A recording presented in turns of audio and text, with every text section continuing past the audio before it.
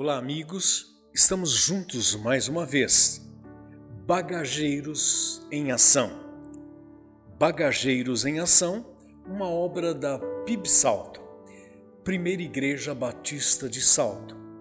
A maravilhosa graça de Deus ao seu alcance.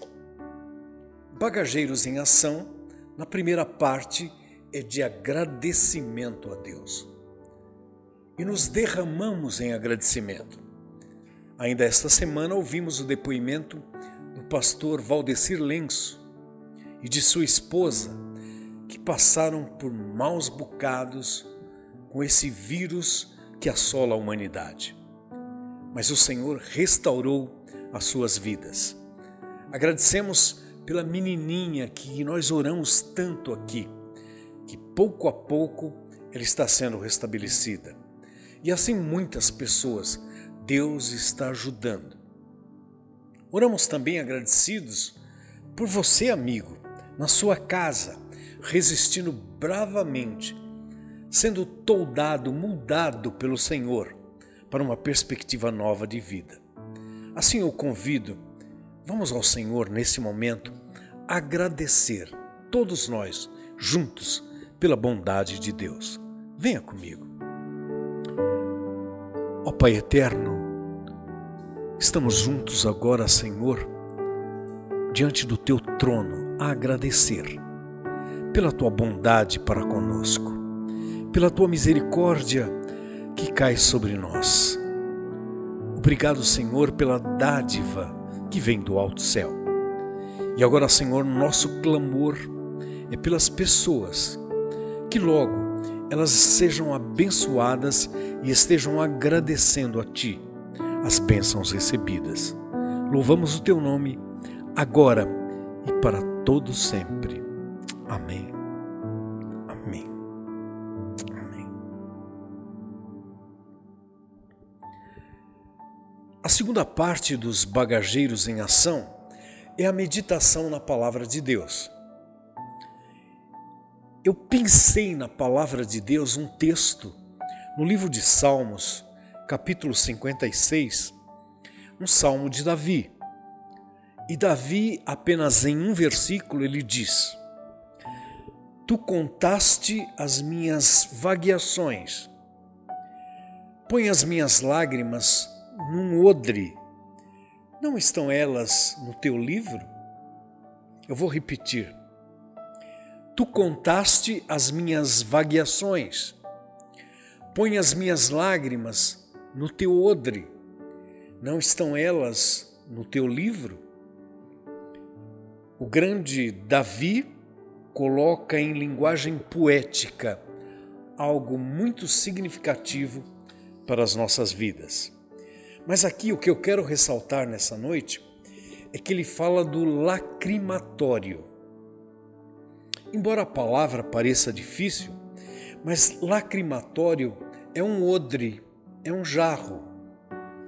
E ele poeticamente dizia que as suas lágrimas deveriam ser colocadas dentro desse odre, dentro desse jarro, e que o Senhor, na sua grandeza, pudesse apreciar as lágrimas que ele tinha derramado durante a sua andança, a sua peregrinação aqui na terra. Isso parece estranho, mas não é. Lá no passado, principalmente na região do Nordeste, você deve se dar conta de que existiam as carpideiras. Quem eram as carpideiras? Eram aquelas mulheres contratadas para, num funeral, elas estarem ali chorando pelo defunto, pelo morto. Elas derramavam lágrimas para dar o sentimento de piedade àquele que ia. É um sentido de manifestação, de compaixão pela dor que se vai. Mas essa expressão do salmista é uma expressão que é usada para dizer que Deus toma conhecimento de toda lágrima derramada. Portanto, amigo, se você anda chorando pelos cantos da casa, chore mais, chore compulsivamente. Mas você chora por causa de quê? Há pessoas que choram lendo um livro e aquele capítulo emocionante toca a alma e a pessoa para e começa a chorar. Eu me emociono muito assim. Há pessoas que ouvem uma poesia e aqueles versos entram na alma e levam as emoções. Outras pessoas, as musicais, às vezes não podem ouvir certas músicas. As lágrimas caem pelo rosto. Tem gente que chora à toa, mas tem gente que chora de raiva e tem gente que chora de dor, mas as lágrimas caem e elas precisam cair. Mas durante todos esses tempos, até bem pouco tempo, a nossa cultura aqui incutiu em nós que homem não chora. Você é desse tempo? Homem não chora. Só as mulheres choram. Homem não. Os homens, principalmente os fortões, eles sofrem em silêncio, mas não choram. Isso me leva a pensar num trecho de uma peça de Shakespeare. Nessa peça dele, o rei Lear, ele sofreu a maior decepção da sua vida. As duas filhas lhe deram um golpe e ele ficou sem nada, desesperado. Mas aí ele enche o peito, estufa-se de orgulho e diz assim: vou eu chorar? Não, jamais chorarei, porque eu não vou deixar que as armas de uma mulher, as lágrimas, manchem o meu rosto. Frase típica de um machão, do homem que diz que não chora. Nos últimos anos, os estudiosos, eles têm mostrado que o choro ocasional é bom para a saúde, é bom para todos nós. Houve uma palestra dada pelo Dr. James O. Bond, do American Chemical Society, nos Estados Unidos, e ele é um epidemiologista.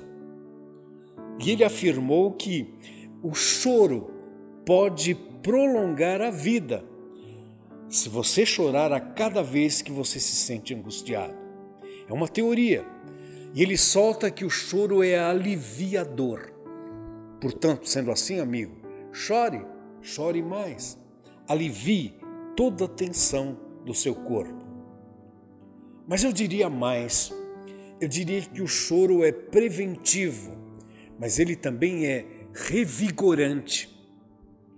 Ele é preventivo porque ele previne o organismo de todos nós contra os sintomas prejudiciais de uma comoção. Então, quando eu choro, isso alivia. E ele é revigorante quando ele ajuda a restabelecer o meu estado de instabilidade. O meu organismo se apruma. Então, sendo assim, essa experiência emocional que domina o nosso corpo e nos leva à tensão, quando eu choro, eu alivio toda a minha tensão. E isso me traz tranquilidade para o corpo. Há um outro médico famoso da Clínica Mayo, Dr. Walter Alvarez, e ele num arroubo poético também, falando sobre o choro, ele disse: as emoções profundas que não são manifestas pelas lágrimas, elas fazem com que os seus outros órgãos do corpo chorem. Então chore, amigo, senão outras partes do seu corpo começam a lamentar a dor. Então o choro humano é um canal de diversas emoções que vão desde a angústia até o júbilo e passam pela raiva. Tudo passa pelo choro. Então chore abundantemente. Há um provérbio judaico que diz que as lágrimas são para a alma o que o sabão é para o corpo. Sendo assim, amigo, lave-se com o sabão do choro para a sua alma. Você já teve aquela experiência de que quando você fecha uma válvula de segurança de uma máquina a vapor, quando você fecha e ela pode explodir, ela pode estourar. Então eu digo-lhe nessa noite, não feche a válvula de segurança das suas emoções. Quando tiver para explodir, chore, chore abundantemente. Derrame as suas lágrimas, seja onde for. Derrame as lágrimas e chore copiosamente, se for preciso. Dessa maneira, você estará enchendo o lacrimatório de Deus. Essas lágrimas, Deus há de ver, Deus há de notar, Deus há de perceber. Isso era o entendimento poético de Davi. E por isso ele dizia: coloca as minhas lágrimas no teu odre. E eu digo para você, amigo, para você, amiga, chore abundantemente. As suas lágrimas estarão no seu odre e Deus olhará, verá, apreciará e dará consolação. Mas quando você chora, você não está sozinho. Você teve grandes homens de Deus chorões. O próprio Davi era um chorão contumaz. Ele que era o homem segundo o coração de Deus, ele chorou muitas e muitas vezes. É por isso que ele podia dizer assim: coloca as minhas lágrimas no teu odre, porque ele chorava muito. Por exemplo, quando ele fez o pacto com seu amigo Davi, com seu amigo Jonatas, e era o seu último encontro com ele, a Bíblia diz que eles choraram juntos, tanto Jonatas quanto Davi. Mas a Bíblia diz: Davi chorou muito mais. Davi era um chorão. Em outra ocasião, quando ele e a sua soldadesca estava na cidade de Ziclag, e ali os bandidos chegaram, os amalequitas, e tomaram tudo dele, e levaram as mulheres, os filhos e todos os objetos que eles tinham. E quando Davi chega com seus soldados ali, e eles observam aquilo, todos desabam ao chão e choram copiosamente. Mas Davi chorou tanto que não tinha mais forças para ficar sentado. Isso está registrado em 1 Samuel, capítulo 30. Em outra ocasião, Davi chorou amargamente quando seu filho Amnon foi morto por Absalão, o seu irmão. Davi, a Bíblia diz, chorou com grande choro. Ele chorava e ele não tinha vergonha de extravasar essa emoção. E há outros relatos mais do choro de Davi, mas eu quero mostrar outro que chorou também. A Bíblia fala de Jesus e fala que Jesus chorou 3 vezes, segundo o relato bíblico. Nunca é mencionado na Bíblia que Jesus ficou gargalhando, mas é mencionado que Jesus chorou, que derramou as suas lágrimas. Ele fez orações, ele fez súplicas e ele chorou amargamente. O seu choro era típico de um lamento humano, de impotência ao meio de um conflito espiritual. Jesus chorou. Então, amigo, chore, você está em boa companhia. Mas tem mais. Os profetas de Deus choraram. Homens que esse mundo não era digno de tê-los. Eles choraram a ponto de encher o lacrimatório, o odre, na presença de Deus. Jeremias, o profeta, foi chamado de profeta chorão, de tanto que ele chorava. Mas agora eu quero mencionar para vocês as lágrimas daquele que pensa no outro, que quer a salvação dele, que quer a libertação dele, que quer levá-lo para a glória celestial. E as pessoas perdidas, os ímpios, eles só poderão nascer de novo e entrar no reino dos céus eles não entrarão sem fadiga e sem lágrimas. Porque uma alma ganha, nós temos que derramar muitas lágrimas de compaixão por elas. Por quantas pessoas temos orado e estão perdidas, estão nas drogas, estão derrotadas, estão no crime, estão na desolação e não há salvação. E estão chorando muitas vezes por elas. Quantas mães choram, quantos pais choram, quantos familiares choram pela salvação de um filho, de um parente, de um amigo. Paulo, escrevendo aos Gálatas, ele disse: meus filhinhos, por vocês, por quem eu choro e sinto as dores de parto, até que Cristo seja formado em vocês. Paulo chorava pela igreja, Paulo chorava pelas pessoas, para que esse Cristo fosse inserido no coração delas. Então, amigos, muitas pessoas célebres choraram também.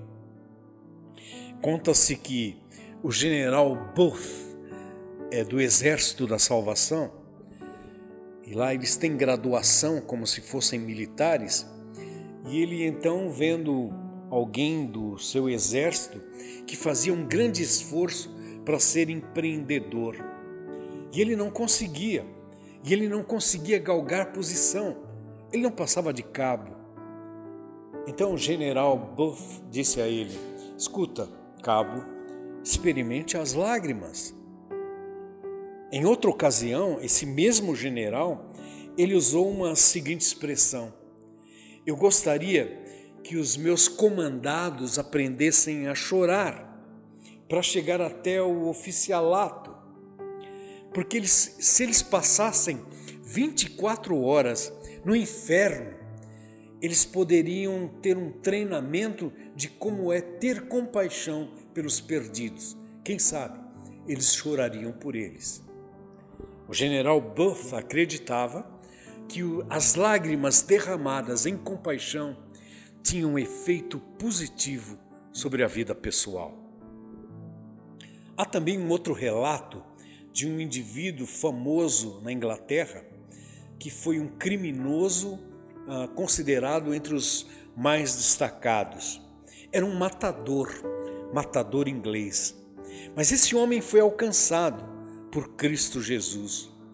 E aí, alcançado um dia, num arroubo de gratidão, ele disse: eu choro muito, porque eu deveria andar descalço em cima de vidros quebrados do norte ao sul nas Ilhas Britânicas, para que eu pudesse contar chorando, lamentando o poder salvador de Cristo a todas as pessoas. Ele entendia que o sofrimento pelo choro pelas pessoas poderia alcançá-las para Cristo Jesus. Eu vou para o final e eu faço um apelo. Conforme essa ilustração do salmista, que menciona o odre que abarca as lágrimas, eu faço uma pergunta nessa noite: por quem você tem chorado? Será que você só chora por você? Pelas suas necessidades? Pelas suas provações? Pelas suas dificuldades? A proposta do lacrimatório de Deus é outra. É que você chore pelo outro. É que você chore pelas pessoas. É que você chore pelos perdidos, para que eles encontrem a figura do Cristo Salvador. Assim, nós podemos fazer como o salmista: põe, Senhor, as minhas lágrimas no teu odre. O Senhor terá prazer em fazer isso. No Salmo 126, Davi diz: aquele que leva a preciosa semente, andando e chorando, voltará sem dúvida, com alegria, trazendo consigo seus molhos. É promessa divina, é preceito bíblico: os que semeiam em lágrimas cegarão em alegria. Baseado nisso, nós deixamos para você nessa noite o odre de Deus, para que abrigue as suas lágrimas pelas pessoas que precisam da salvação em Cristo Jesus. Chore por elas e o Senhor há de abençoar completamente a sua vida e a vida de todas elas. Que o Senhor seja louvado. A Ele a glória, toda a glória. Amém. Amém. Amém.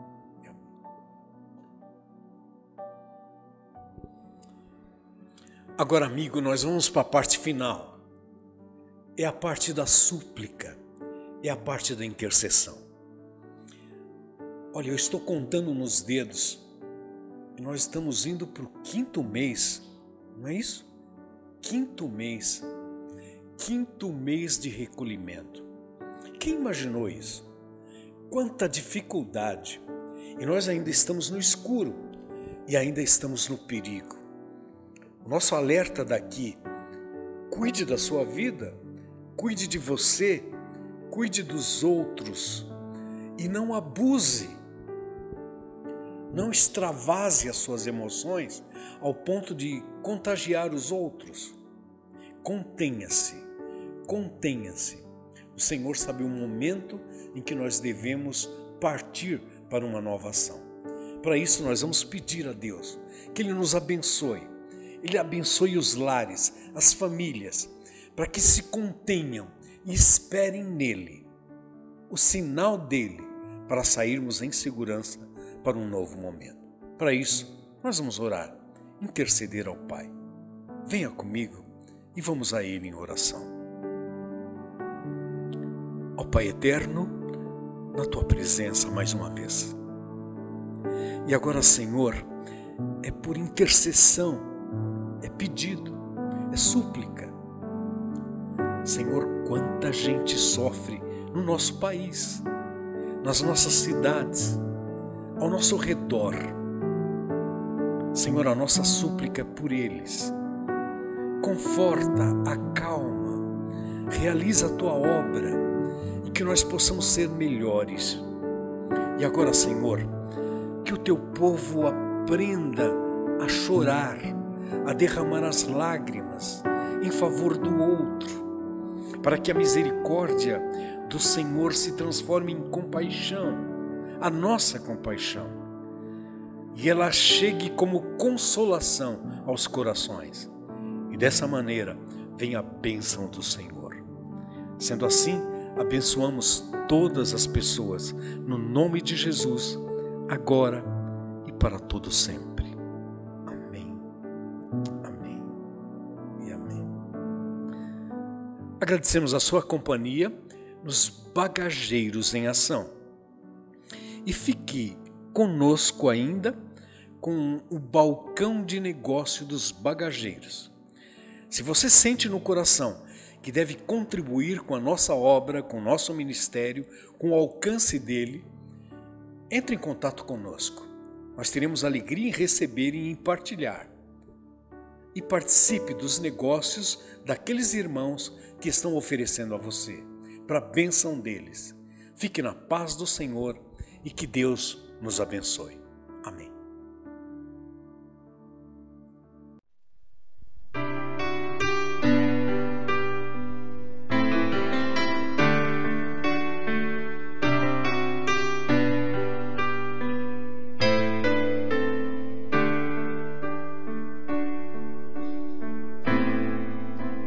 Sei que os teus olhos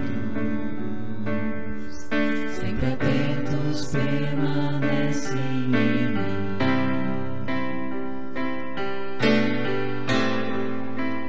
e os teus ouvidos estão sensíveis para ouvir meu clamor.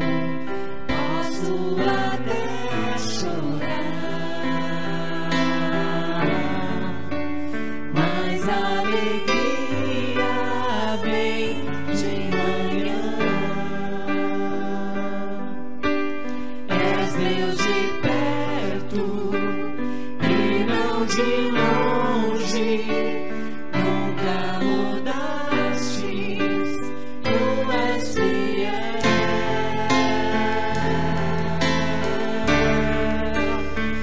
Eu